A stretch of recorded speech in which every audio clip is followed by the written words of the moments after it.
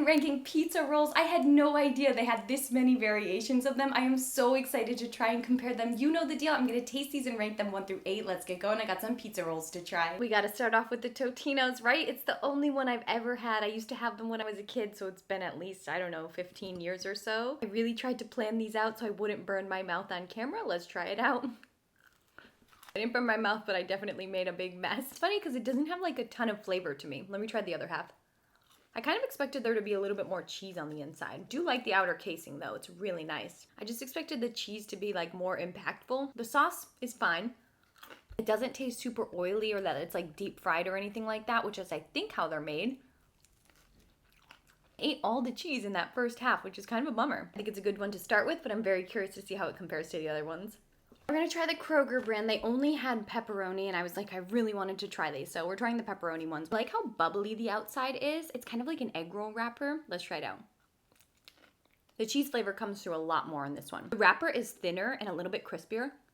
The sauce in this one just has a little bit more depth, a little bit more flavor. Cheese comes through a little bit more predominantly. I cooked these in the air fryer for as long as it says to do on the back. I think I would have done maybe another minute or 2 for these ones though. Let's try the next one. Now we're gonna try the Michelinas. No one's ever corrected me how to say that. I will say they look very different than the others. They're smaller, they've got these like points on the side. They're darker as well. I'm really interested. This one's pepperoni, by the way. The casing actually tastes more like bread than the other ones did. It kind of tastes like a pizza crust, to be honest. More than the other ones were. You're not getting like a ton of cheese at all. A little bit right here. I think they skimp a little bit on the pepperoni and the cheese, but I actually really like the casing. It tastes the most pizza-like one that I've had so far. Let's try the next one though. Now we're gonna try the Annie's brand. I really like a lot of Annie's products, so I'm excited about this one. It kind of exploded though. Really trying to not burn my mouth. I love the casing on this one. It is super, super crispy. Once again though, I'm not getting a ton of cheese. Let me try another bite though. Just don't feel like a lot of these have as much cheese as I thought they would have. To me, when I think of pizza, I think of cheese. I prefer the cheese over the sauce. This one also has a pretty heavy taste of black pepper in it, which I was not expecting.